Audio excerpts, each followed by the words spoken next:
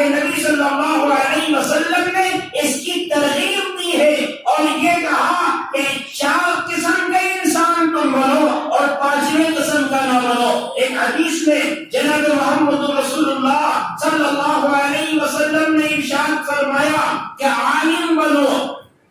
عالم بنو یا طالب علم بنو یا ان عالم اور علم والوں کی باتوں کو غور سے سننے والے بنو، یا ان علم والوں سے اور علم سے تعلیمی اداروں سے محبت کرنے والے بنو۔ یہ 4 قسم کے آدمی بنو، 5ویں قسم کے نہ بنو ورنہ ہلاک ہو جاؤ گے۔ پوچھا گیا یا رسول اللہ 5ویں قسم کیا ہے؟ 5ویں قسم یہ ہے کہ علم والوں سے، عالموں سے، تعلیمی اداروں سے اور ان دینی تعلیمی مکاتب سے دشمنی کرنے لگو، بغض کرنے لگو، عداوت کرنے لگو تو تم ہلاک ہو جاؤ گے۔ آج کا جو پس منظر ہے، آج پوری دنیا میں جس طریقے سے مسلمان پسپا ہو رہے ہیں اور مسلمان ذلیل ہو رہے ہیں اور مسلمانوں کو ہیج نگاہوں سے دیکھا جا رہا ہے، بہت سارے عوامل اس کے اندر ہیں، لیکن ایک بات یہ بھی ہے کہ آج مسلمانوں کے نزدیک تمام مسلمان بڑے لوگ اور بہت بڑے بڑے جو لوگ اپنے آپ کو بڑا سمجھتے ہیں، ان کی نگاہوں میں مسلمانوں کے جو مقتدا ہیں، جو قائد ہیں، جو رہبر ہیں، جو عالم ہیں، ان کی کوئی قدر نہیں ہے۔ اور ان لوگوں کی نگاہوں میں مدرسے کے مدرسین کی، مکاتب کے معلمین کی اور مساجد کے ائمہ کی کوئی قدر نہیں ہے۔ گرچہ زبان سے ہم کہتے ہیں اور زبان سے اس بات کا اقرار بھی کرتے ہیں کہ ہمیں اماموں کی قدر کرنی چاہیے، ہمیں مدرسین کی قدر کرنی چاہیے، علماء کی قدر کرنی چاہیے، لیکن دل سے پوچھئے تو کیسے لوگ قدر کرتے ہیں اور کس نگاہ سے ان کو دیکھتے ہیں۔ مسجد کے جو امام ہیں، مدرسے کے مدرسین ہیں، ان کو مسلمان اور بڑے لوگ ہیج نگاہوں سے دیکھتے ہیں، بلکہ بعض لوگ تو یہاں تک کہتے ہوئے سنا گیا کہ تم تو ہمارے ٹکڑوں پر پلنے والے لوگ ہو۔ اس لیے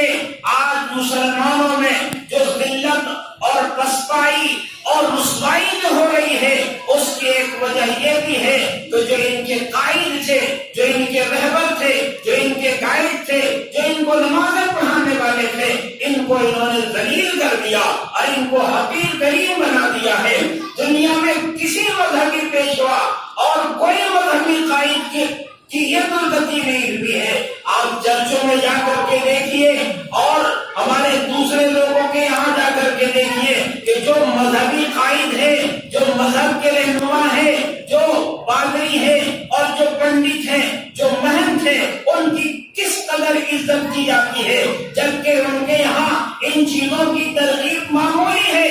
آپ کو اور ہم کو، ہم سب کے آقا و مولا جناب محمد رسول اللہ صلی اللہ علیہ وسلم نے اپنی امت کو بتایا تھا کہ علم والے کیسے لوگ ہیں۔ قرآن کہتا ہے قُلْ هَلْ يَسْتَوِي الَّذِينَ يَعْلَمُونَ وَالَّذِينَ لَا يَعْلَمُونَ، کہہ دیجئے کہ علم والے اور بغیر علم والے دونوں برابر نہیں ہو سکتے، جیسے دن رات برابر نہیں ہے، زمین اور آسمان الگ الگ ہے، اسی طریقے سے علم والے اور بے علم، علم والے اور انجان لوگ جو پڑھے لکھے نہیں ہیں، لا علم ہیں، وہ برابر کیسے ہو سکتے ہیں؟ علم والے ہی نصیحت کرتے ہیں، علم والے ہی نصیحت کو پا لیتے ہیں، اور دوسرے جو لوگ ہیں، جو انجان ہیں، جو اجہل ہیں، وہ نصیحت کیسے پکڑ لیں گے؟ علم والوں کی بڑی فضیلت اللہ کے نبی صلی اللہ علیہ وسلم نے علم والوں کے لیے بتایا کہ عالم کے لیے،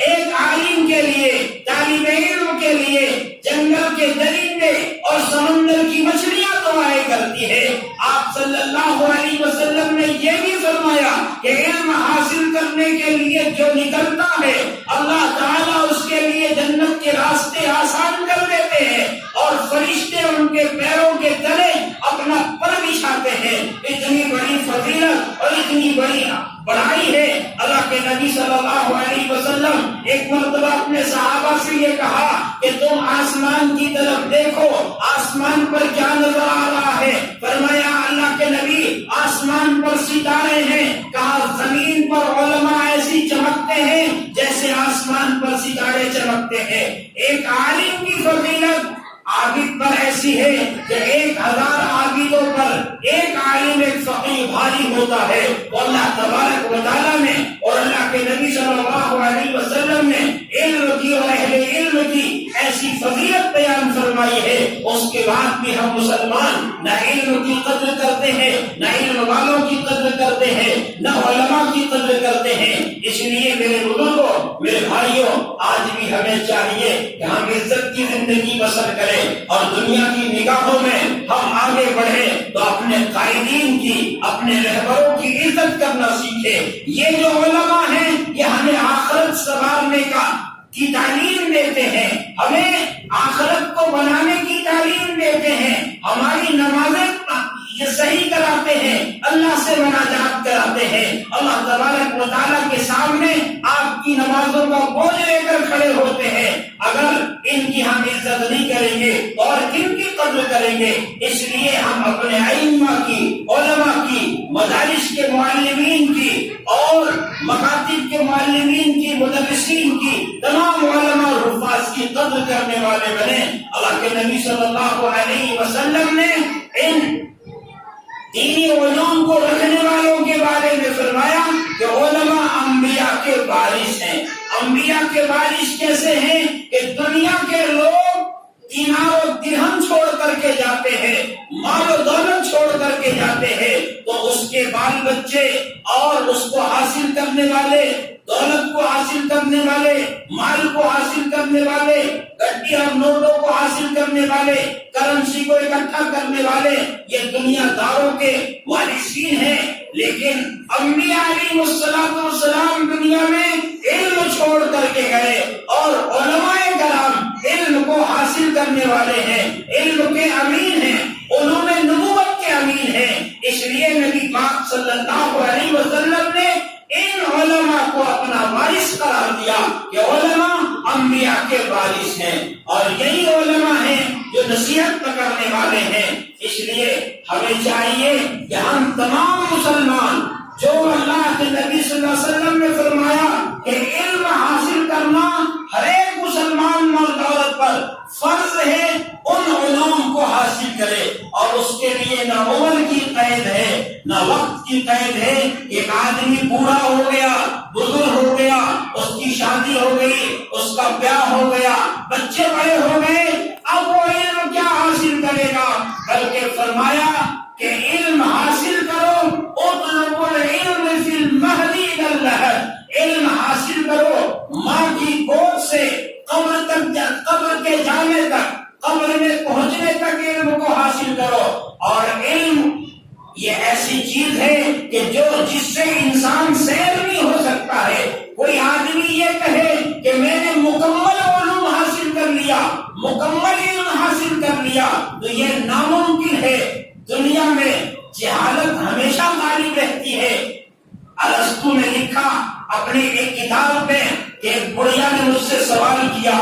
ارسطو بہت بڑا فلاسفر گزرا ہے، اس نے لکھا کہ میں کبھی لاجواب نہیں ہوا، لیکن ایک بڑھیا کے سوال نے مجھے لاجواب کر دیا۔ اس بڑھیا نے مجھ سے سوال کیا کہ ارسطو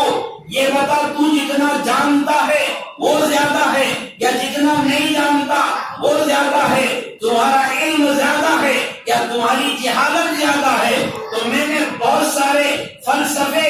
اور منطق لگائے، لیکن ہر ایک منطق ٹوٹتا گیا، اور مجھے یہ کہنا پڑا کہ دادی اماں، میں جتنا جانتا ہوں وہ کم ہے اور جتنا نہیں جانتا وہ زیادہ ہے۔ گویا یہ ثابت ہوتا ہے کہ انسان کے اوپر جہالت غالب رہتی ہے بنسبت اس کے کہ علم جتنا ہے اس سے زیادہ لا علمی ہے۔ اس لیے دنیا جیسے جیسے آگے بڑھتی جا رہی ہے اور نئے نئے انکشافات ہو رہے ہیں، ایسے دور میں ایک مسلمان قرآن نازلہ پڑھنے سے قاصر ہو، ایک مسلمان نماز کی صورتیں صحیح نہ پڑھتا ہو، ایک مسلمان رکوع کی تسبیح صحیح نہ پڑھتا ہو، ایک مسلمان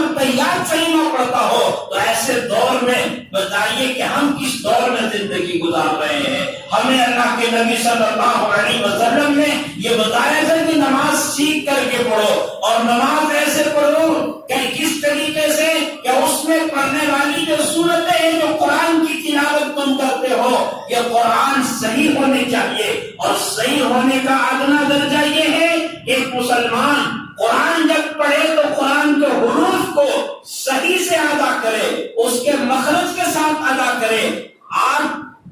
کیا ہو گیا کہ ہم قرآن پڑھنے کے سلسلے میں بھی ایسے ویسے لوگوں سے قرآن پڑھواتے ہیں، اپنے بچوں کو بھی، اور خود بھی ایسے لوگوں سے پڑھے جن کو نہ خود قرآن درست پڑھنا آتا ہے، صحیح پڑھنا آتا ہے، اور تو وہ اپنے بچوں کو اور اپنے طالب علموں کو کیسے صحیح پڑھا سکتے ہیں؟ دنیا کے تمام علوم کے لیے ہم لوگ اپنے اصلی علوم کے لیے اسکول کا ٹیوشن لگوانا ہو اپنے بچے کو تو میتھ پڑھانے کے لیے میتھ کا ماہر تلاش کرتے ہیں، انگریزی پڑھانے کے لیے انگلش کا ماہر تلاش کرتے ہیں، سائنس پڑھانے کے لیے سائنس کا ماہر ٹیچر تلاش کرتے ہیں۔ لیکن افسوس کی بات ہے قرآن پڑھانے کے لیے ہم نے کبھی اس کی مہارت کو اور اس کی ڈگری کو ترجیح نہیں دی ہے، بلکہ کوئی بھی انسان، کوئی بھی آدمی عام طور پر جیسے تیسے جو قرآن پڑھانے لگے تو ہم یہ کوشش کرتے ہیں کسی سے پڑھ لیا جائے، کم پیسہ لگے گا،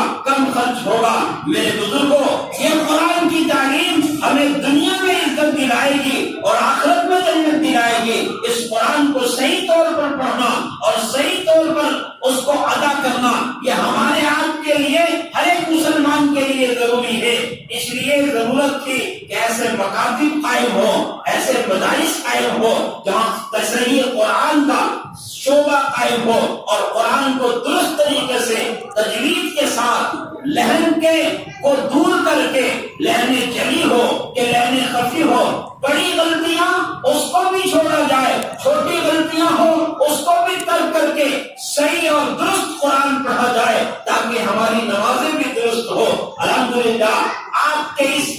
مسجد طیب میں مکتب بھی قائم ہے جو صحیح نظام کے ساتھ تعلیم ہوتی ہے مکتب کے اندر، اور مدرسہ بھی قائم ہے، مدرسے میں بھی داخلے جاری ہیں، اور ہمارے مکتب معہد العلوم الاسلامیہ میں یہ داخلہ جاری ہے۔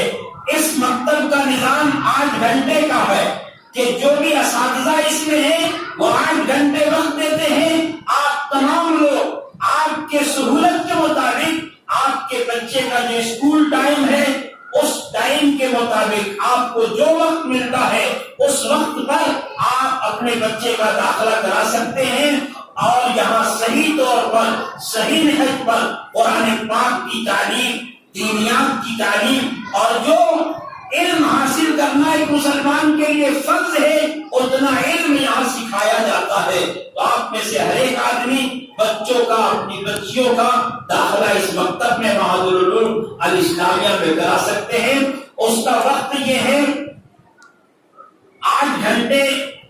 کا جو تفصیلی وقت ہے اس طرح سے ہے: بعد نماز فجر 2 گھنٹہ، بعد نماز ظہر 2 گھنٹہ، بعد نماز عصر 1 گھنٹہ، بعد نماز مغرب 1.5 گھنٹہ۔ یہ تو چھوٹے بچوں کے لیے ہے جو علم حاصل کرنے کے لائق ہے، اور ان لوگوں کے لیے جو بڑے ہو گئے، جو مدرسے میں نہیں پڑھ سکتے، مکتب میں نہیں پڑھ سکتے، کسی دوسری جگہ جا کر ٹیوشن نہیں کر سکتے، اس کے لیے مسجد میں اس کا انتظام ہے کہ عشاء کے بعد آپ کو 1 گھنٹہ بڑے لوگوں کو ان کو قرآن پڑھایا جائے گا، صحیح قرآن دوران قاعدہ کے ذریعے سے پڑھے، اور پھر نماز میں جو سورتیں پڑھتے ہیں اس کی صحیح تصحیح کرائی جائے گی، مسئلے مسائل بھی بتائے جائیں گے۔ تو یہ اوقات ہیں، ان اوقات میں آپ حضرات چھوٹے بچوں کے لیے فجر بعد، ظہر کے بعد، عصر کے بعد، مغرب کے بعد ان گھنٹوں میں آپ داخلہ کروا سکتے ہیں، اور بڑے لوگ عشاء کے بعد یہاں آپ بیٹھ جائیں، اور جن لوگوں کو شوق ہو قاری صاحب سے ملنے کی بھائی میں بھی قرآن صحیح کرنا چاہتا ہوں، اور یہ صحیح کرنا ہمارے آپ کے ذمے دوستو فرض ہے، اس لیے ہمیں وہ وقت آنے سے پہلے اپنا قرآن درست کر لینا ہے۔ اور آدھا گھنٹہ جو وقت بچ رہا ہے یہ مکتب کے کاموں کے لیے ہے۔ اور اسی طریقے سے مدرسہ طیبہ میں بھی داخلہ شروع ہے، لہذا جو حضرات شعبہ حفظ میں اپنے بچوں کا داخلہ کروانا چاہتے ہیں، اپنے بچوں کو حافظ بنوانا چاہتے ہیں، وہ حضرات بھی یہاں قاری صاحب سے مل کر کے اپنے بچوں کا داخلہ کرا لیں۔ اللہ تعالی ہمیں اور آپ کو اور پوری امت مسلمہ کو علم حاصل کرنے کی توفیق عطا فرمائے۔ وآخر دعوانا ان الحمد للہ رب العالمین۔ سنتوں سے فارغ۔